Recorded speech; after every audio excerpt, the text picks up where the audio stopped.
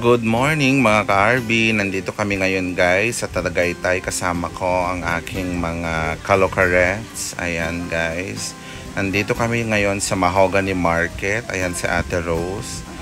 'Di ba? Bonggang-bongga lang guys. Bibili kami ngayon guys ng mga pasalubong, mga gulay at prutas at titingnan namin kung meron kaming mga magugustuhan dito sa loob. Nagtanong-tanong kami dito guys kung magkano yung mga prutas. May mga iba na medyo mahal, may mga iba na mura rin.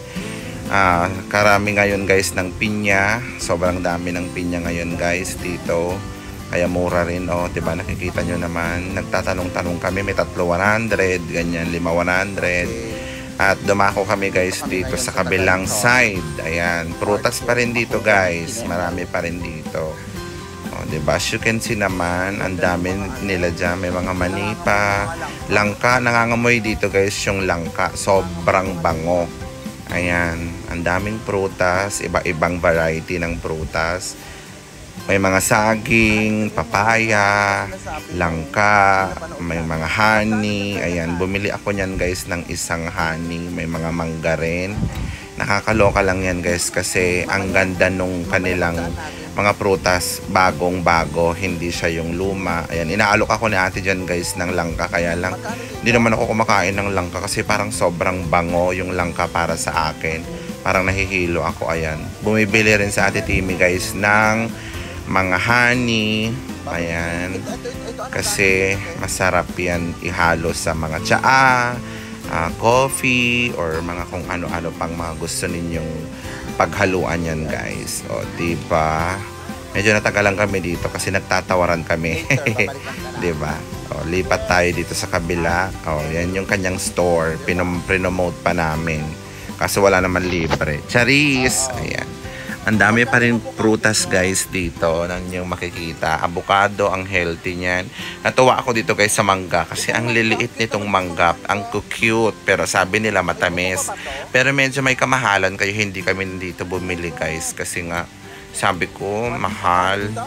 O diba, mas mahal siya compared sa mas malalaki as you can see doon, diba? Yung avocado naman medyo mahal pa rin as of now. May mas mura daw doon, kaya lang mas cute tignan to. Kaya lang sabi ko kay Ate Darna, tingin pa tayo sa iba. So, ito nag-iisip pa sila kung anong mga bibilin kasi kapag dito sa loob guys, malulula ka talaga, hindi mo alam kung ano uunahin mo. At saka kapag nandito ka, kailangan may kasama kang taga-bitbit. Kasi kung ikaw lang at napabili ka dito, Diyos ko grabe, ang sakit ng kamay mong magbit-bit dito guys. O diba, yan mga yan, binebenta nila yan ng 3,100, may 50 isa, may 100 isa. Ayan, may durian din dyan. Yung mangga, tinanong ko kung magkano. Mahal, medyo may kamahalan, 140, 160, may tag 150, mga ganyan guys. Diba, hindi makamove on to mga kasama ko sa pinya, kaya sabi ko sa kanila, bili na lang tayo mamaya paglabas natin kasi mabigat nga. Kasi yung pinya na ito, medyo may kabigatan, 'di ba? O, kakaloka lang. As you can see naman, guys, ang dami talaga dito. Magsasawa ka talaga guys sa pagpipilian at kakatingin. Yung papaya, nakalimutan ko lang yan, guys, bumili. Ayan si ate, nag-aalok sa akin ng mga daing-daing. Kaso lang, hindi ko na naisip bumili kasi meron talaga kaming sadya dito guys, yung ano namin, yung mga karne-karne namin, kaya sabi namin mamaya na tayo bumili ng prutas, punta muna tayo sa kabila doon sa may karnihan kasi meron talaga akong sinadya dito tuwing pumupunta ako dito guys sa Tagaytay.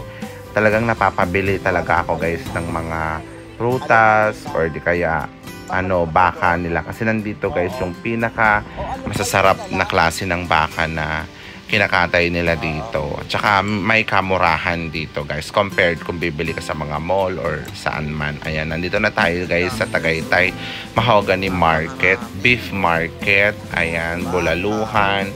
Dito mo makikita guys yung mga iba't ibang klase ng cut ng baka. Mura lang dito guys kasi may 280, may 300, may 350. Conforme yun guys sa cut na gagawin mo. Kaya lang medyo naasar lang ako dito kasi hindi ka pa nakakarating dun sa pagpipilian mo. Inaalok ka na nila. Pero siguro ganun talaga yon. Kaya lang medyo naaalibadbaran ako guys kasi nga hindi ako sanay na. Gusto ko yung ako yung pipili. Ituro ko lang yung gusto ko kasi naghahanap ako ng ribs. Ito naman si kuya, yan yun, may nakita akong ribs dyan. Kaso lang, mahal yung bigay niya sa akin. Kaya sabi ko, sige, tingin pa tayo sa kabila. Kino-convince ko siya na babaan ng presyo. Kaya lang sabi niya, first class daw, ganyan-ganyan. Hindi ko naman siya masisi. Kaya sabi ko dun sa kabilang store, doon na lang ako bumili. Ayan guys, thank you for watching.